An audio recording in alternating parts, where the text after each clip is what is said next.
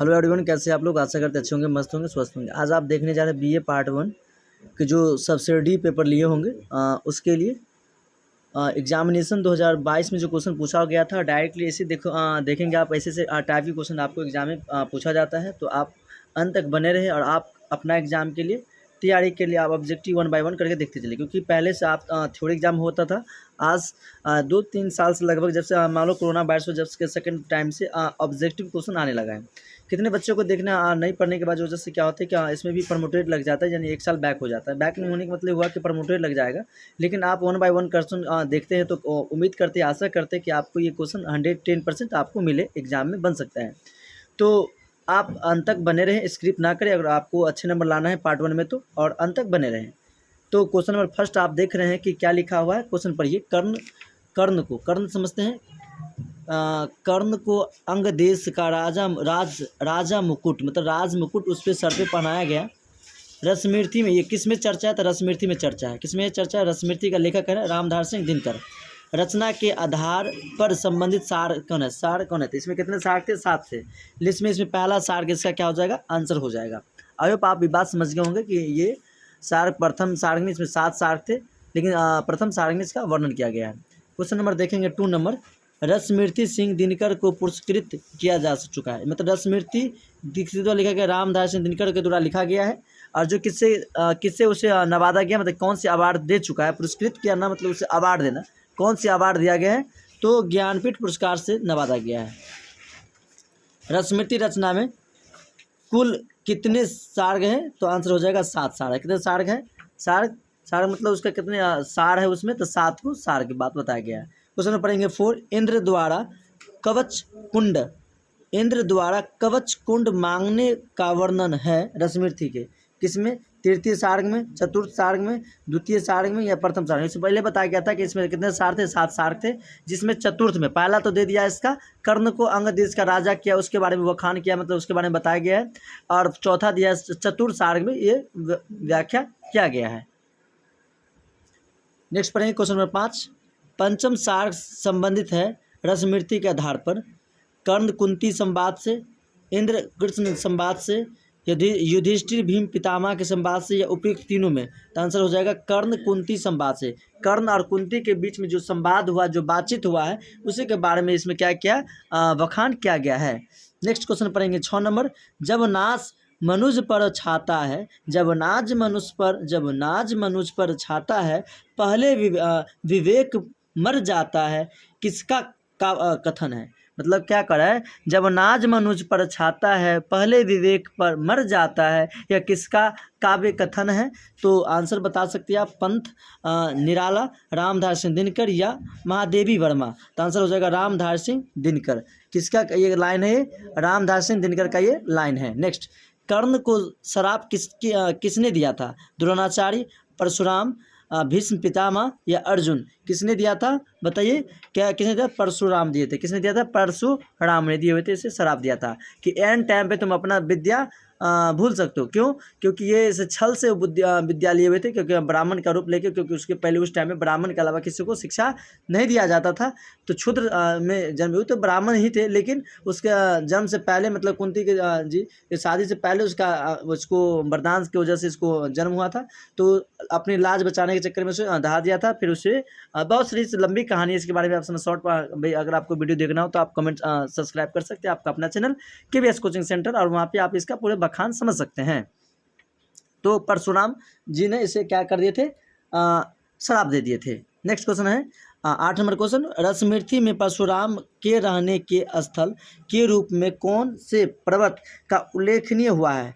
मैकाल पर्वत श्रेणी, हिमाचल पर्वत श्रेणी, महेंद्रगिरी पर्वत श्रेणी या विंध्याचल पर्वत श्रेणी? तो आंसर हो जाएगा महेंद्रगिरी। क्या हो जाएगा? C for कैट, महेंद्रगिरी पर्वत श्रेणी। क्वेश्चन पढ़ेंगे 9 नंबर। रसमिर्थी रचना का समापन होता है कृष्ण युधिष्ठिर संवाद से, अर्जुन भीम संवाद से, परशुराम वर्ण कर्ण संवाद से, इनमें से सुकून में? तो आंसर क्या हो जाएगा आपका? कृष्ण युधिष्ठिर संवाद से होता है। किससे होता है? कृष्ण युधिष्ठिर के संवाद होता है, बातचीत होता है, वार्तालाप होता है। उसके बाद से ये क्या होता है? ये समाप्त हो जाता है, यानी खत्म हो जाता है। घटोत्कच वध प्रसंग का संबंध है रसमृति में किससे? तो प्रथम सार्क, द्वितीय सार्क, चतुर्थ सार्क, षष्ठी सार्क। तो आंसर क्या हो जाएगा आपका? षष्ठी यानी छठा सार्क। कवि दिनकर का जन्म कब हुआ था? 23 नवंबर 1908। विवेक लो आउट क्वेश्चन आएगा ही। 23 नवंबर 1908, 23 दिसंबर 1908, 23 सितंबर 1908 या 23 मार्च 1908 तो होगा 23 सितंबर 1908 ईस्वी में क्या हुआ था? कवि रामधारी सिंह दिनकर जी का क्या हुआ था? जन्म हुआ था। क्वेश्चन में पढ़ेंगे 12। मानव जब जोर लगाता है पत्थर पानी बन जाता है। मतलब ध्यान सुनो, मानव जब जोर लगाता है पत्थर पानी बन जाता है। कथन कहाँ से लिया गया है? उर्वशी, रसमृति या परशुराम की प्रतीक्षा कामयानी था? होगा परशुराम की क्या है? रसमृति से लिया गया है। मानव जब जोर लगाता है पत्थर भी पानी बन जाता है। तो आप पढ़ने के क्यों नहीं आगे बढ़ सकते हैं? 100% बनेगी। किसका कान है? रामधारी सिंह दिनकर का है, जो रसमृति से ली गई है। नेक्स्ट है, रसमृति का प्रथम काव्य युग क्या है? प्रसाद गुण, गुण, ओज गुण, माध्यम गुण, इनमें से कोई नहीं। तो आंसर हो जाएगा प्रसाद गुण। कौन सा? प्रसाद गुण। इसका ऑलरेडी आंसर हो चुका है। निम्नलिखित में से एक कवि को अलग कीजिए। रामधारी सिंह दिनकर, मक्खनलाल चतुर्वेदी, मैथिली शरण गुप्त या जगनिक। जगनिक आंसर हो जाएगा रामधारी सिंह दिनकर। क्या हो जाएगा इसमें? रामधारी सिंह दिनकर हो जाएगा। नेक्स्ट है क्वेश्चन, रसमृति के पात्र नहीं है। कुंती, गोपियाँ, परशुराम या इंद्र। आंसर कौन होगा इसमें? गोपियाँ। कौन नहीं होगा इसमें? गोपियाँ नहीं होगी। नेक्स्ट क्वेश्चन नंबर देखेंगे, 16 नंबर क्वेश्चन देखेंगे आप। जिसे जीता ना जा सके उसे क्या कहते हैं? अजात शत्रु, विजेता, अजय, पराजय। तो कहिए क्या होगा आंसर? तो हो जाएगा अजय। जिसे जीता ना जा सके उसे क्या कहेंगे? अजय कहेंगे। अजय अमर है, वो कोई नहीं जीत सकता है। फेंक कर चलाए जाने वाला हथियार क्या कहलाता है? अस्त्र, शस्त्र, दोनों, इनमें से कोई नहीं। तो अस्त्र कहलाता है। और जो हाथ में पकड़े तो शस्त्र कहलाते हैं। जैसे तलवार वलवार चला के पकड़ के तो शस्त्र हुआ। और जो फेंक कर जैसे भाला वाला हो गया उसे अस्त्र कहेंगे। जिसे फेंक कर चलाए जाने वाला हथियार कहलाता है। फेंक कर चलाए जाने वाला क्या कहते हैं? अस्त्र कहलाता है। जीने की इच्छा अर्थ क्या होता है? जीविसा, जीविसा, जीवन धारा, जीवित, कल्पना, इनमें से कोई होगा विसा, जीजी विसा। नेक्स्ट देखेंगे आप 19 नंबर, अपनी इच्छा से दूसरे की सेवा करने वाला स्वयंभू या स्वयं सेवक, समाज सेवक या नेता। तो आंसर हो जाएगा स्वयं सेवक। क्या हो जाएगा? स्वयं सेवक हो जाएगा। देखिए क्वेश्चन नंबर 20। स्रोत भाषा का लक्ष्य संबंधित है अनुसरण का पत्र से, संक्षेपण से, प्लवन से या अनुवाद से। तो आंसर हो जाएगा अनुवाद। क्या हो जाएगा? अनुवाद से। क्या होगा आंसर? अनुवाद से। नेक्स्ट, संक्षेपण का उल्टा क्या होगा? टिप्पणी, अनुवाद, मुहावरा या प्लवन। तो क्या हो जाएगा आंसर? प्लवन हो जाएगा। संक्षेप मतलब छोटा, तो प्लवन तो उसे बड़ा। भाव विस्तार किया जाता है। भाव विस्तार किया जाता है संक्षिप्त में, संक्षेपण में, प्लवन में, अनुवाद में। कैसे में किया जाता है? तो आंसर हो जाएगा प्लवन। प्लवन में भाव विस्तार किया जाता है। पंकज, सरोज, नीरज, जलज का पर्यायवाची शब्द क्या हो जाएगा? कमल। क्या हो जाएगा? कमल। ये कमल का पर्यायवाची शब्द है। पंकज, सरोज, नीरज, जलज का पर्यायवाची है। तो आंसर हो जाएगा कमल। क्या हो जाएगा? कमल का ये क्या है? पर्यायवाची शब्द है। ये कमल का पर्यायवाची शब्द है। नेक्स्ट देखेंगे 24 नंबर क्वेश्चन। आपका 100 नंबर ऑब्जेक्टिव रहेगा। 100 नंबर में 100 नंबर आप ठोकिएगा, आपको 100 में 100% मार्क्स मिलते चल जाएगा। अनुवाद करने वाले को कहा जाता है? अनुवाद करने वाले व्याख्याता, शिक्षक, अनुवादक या तबला वादक। तो कहा जाता है अनुवादक। क्या कहा जाता है? उसे अनुवादक कहते हैं। अनुवाद करने वाले को क्या कहते हैं? अनुवादक कहते हैं। आई होप वीडियो अच्छा लगे तो अंत तक बने रहें, क्योंकि आपको 110% क्वेश्चन यहीं से आने वाली क्वेश्चन होती है और मोस्ट वीवियस क्वेश्चन आप बना सकते हैं। 100 क्वेश्चन को एक ही साथ ऑब्जेक्टिव को हम सॉल्व करेंगे वाले। नेक्स्ट क्वेश्चन देखेंगे 25 नंबर क्वेश्चन। मैथिली भाषा की प्रकृति है राष्ट्रभाषा, राज्य भाषा, अंतर्राष्ट्रीय भाषा या क्षेत्रीय बोली। तो आंसर हो जाएगा क्षेत्रीय बोली। क्षेत्रीय बोली कहने का मतलब ये होगा क्षेत्र में ही, कुछ क्षेत्र में ही 4-5 डिस्ट्रिक्ट में बोले जाते हैं, बाकी सब जगह मैथिली भाषा नहीं बोले जाते हैं। नेक्स्ट क्वेश्चन देखें, आधा तीरथ बटेर होना, मुहावरा का अर्थ क्या होगा? आधा तीतर बटेर होना किसके अर्थ है? अस्त व्यस्त होना, व्यवस्थित होना, पद वृद्धि होना या सेवा समाप्त होना। तो आंसर होगा अस्त व्यस्त होना। क्या हो जाएगा? अस्त व्यस्त मतलब बिजी होना। कूप मंडूक, मंडूक होना का अभिप्राय क्या है? आंसर घर में ही रहना, कुएं में गिरना, मूर्ख होना, अत्यंत सीमित ज्ञान होना, असीमित ज्ञान। तो क्या होगा? असीमित ज्ञान होना। ये हो जाएगा आपका, ऑलरेडी आंसर हो जाएगा। नेक्स्ट क्वेश्चन, उल्लू सीधा करना, उल्लू सीधा करना, ठगना, उल्लू बल पालना, खुशामद करना या अपना काम निकालना। तो आंसर क्या हो जाएगा? उल्लू सीधा करना मतलब वो अपना काम सीधा करना, मतलब अपना काम बनता भाड़ में जाए जनता कहने का मतलब समझते हैं कि मतलब जो अब जब तक आपका अपना काम नहीं होता, जब तक उसके जी बाबू कर लेते, जब तक काम हो गया तुम कौन हम कौन कोई पता नहीं चलता है। तो इसलिए अब उल्लू सीधा करना मतलब अपना काम निकालना। क्वेश्चन में देखेंगे 29 नंबर क्वेश्चन पढ़िए। 20 नंबर क्वेश्चन क्या है? रंग में भंग होना अर्थ क्या है? रंग में भंग होना का अर्थ क्या था? रंग में भंग होने का अर्थ होता है धाक जमाना, प्रभाव दिखाना, युद्ध होना, आनंद में विध्वंस या उत्पन्न होना। तो आंसर हो जाएगा आपका आनंद में खलन उत्पन्न होना, विध्वंस करना। श्री गणेश करने का अर्थ क्या होता है? समाप्त करना, शुरुआत करना, कार्य नियंत्रण जारी रखना, श्रेष्ठ होना था। श्री गणेश करना मतलब शुरुआत करना या आरंभ करना। श्री गणेश करना मतलब करना, आप श्री गणेश कर रहे हैं यानी आरंभ हो रहा है यानी शुरुआत हो रहा है। तो आई होप आपको वीडियो अच्छा लगे तो लाइक शेयर कमेंट दबा के कीजिएगा और अपने भाई और दोस्तों को भी शेयर कीजिएगा क्योंकि वो भी अच्छे से नंबर से पास कर सके। तो श्री गणेश करना मतलब शुरुआत करना। क्वेश्चन नंबर देखेंगे आप 31, जिसका कोई शत्रु न हो उसे क्या कहते हैं? जिसका कोई शत्रु न हो उसे क्या कहते हैं? शत्रुघ्न, अजात शत्रु, कृधन या उपयुक्त सभी। तो होगा अजात शत्रु। जिसका कोई शत्रु न हो उसे हम कहते हैं अजात शत्रु।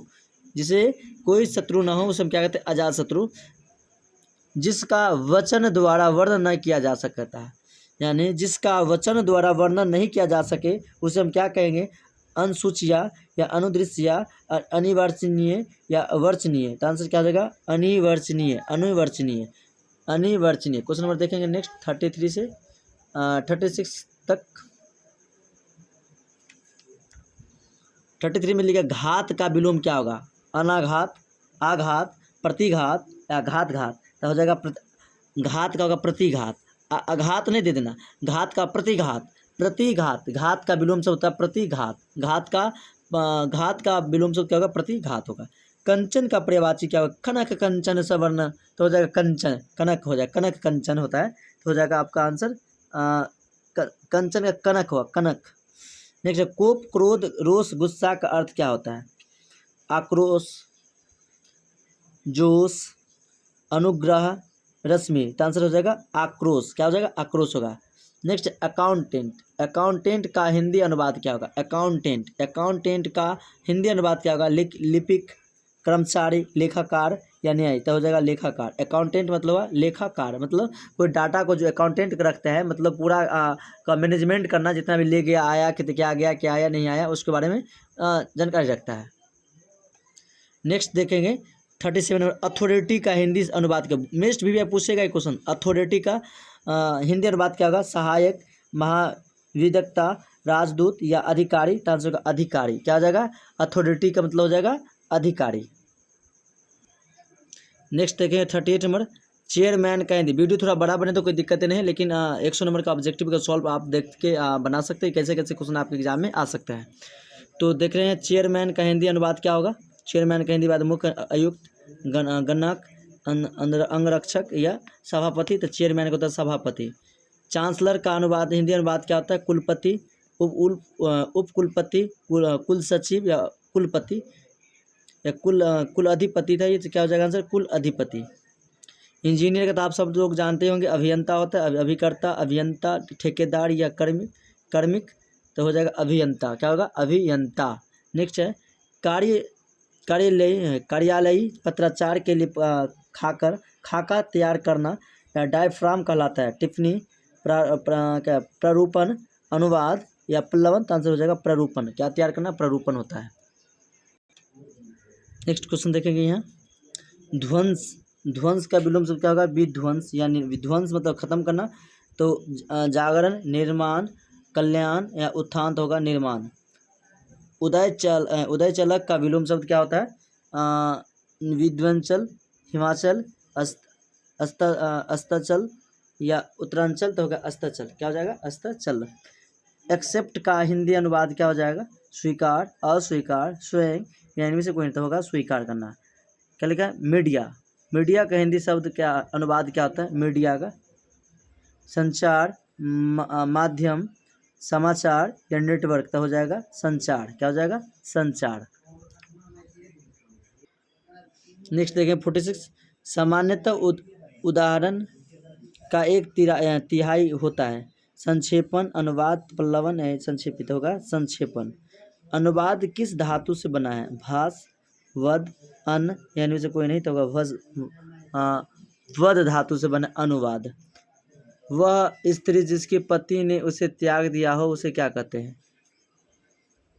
पतिव्रता, पथभ्रष्ट या परित्यक्ता या प्रस्तुता।